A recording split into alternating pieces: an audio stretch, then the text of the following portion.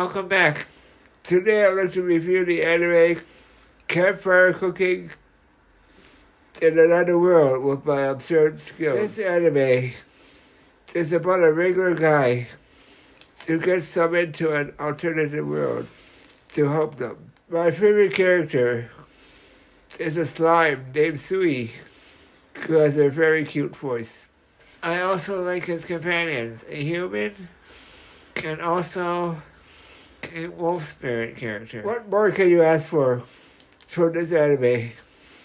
It makes me laugh a lot, and there's also delicious food as well. I would give this anime 5 total inches out of 5. Did you like Campfire Cooking in Another World? Did the food make you hungry as well? And what is your favorite character? Thank you for watching. Please stay safe and have a great day.